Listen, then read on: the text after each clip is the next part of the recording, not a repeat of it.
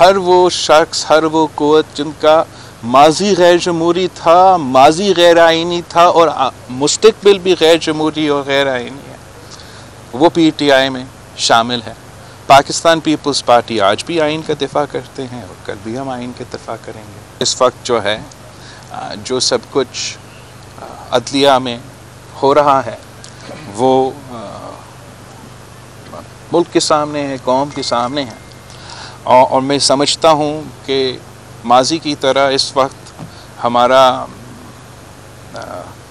عدلیہ کو، خاص طور پہ ان 3 جج صاحبان کو سوچنا چاہیے کہ کیا ہو رہا ہے۔ میں سمجھتا ہوں کہ اس وقت یہ تو الیکشن کا سوال نہیں ہے، یہ کوئی عام سا ٹرائل نہیں چل رہا ہے، ہمارا سپریم کورٹ آف پاکستان کا ٹرائل چل رہا ہے۔ وہ اپنا کردار سے ثابت کریں گے کہ کیا وہ عدالت ہے، عدالت پاکستان ہے، انصاف کرنے والا ادارہ ہے، آئین کا تحفظ کرنے والا ادارہ ہے، یا وہ ٹائیگر فورس بننا چاہتے ہیں۔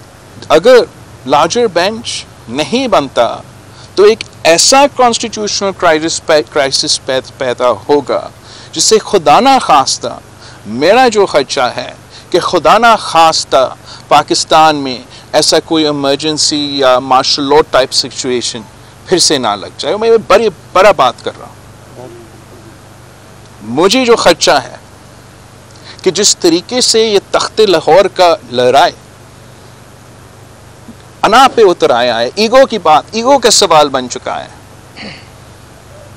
میرا جو خدشہ ہے اگر لارجر بینچ نہیں بنتا تو تاریخ عمر عطیار بندیار چیف جسٹس صاحب کو یاد رکھے گا، مگر ایسے یاد رکھے گا کہ وہ یہ چیف جسٹس تھا جس نے 3 ججز کو بٹھا کے پاکستان کو ایک بار پھر آمریت کی دلدل میں دکھیل دیا گیا۔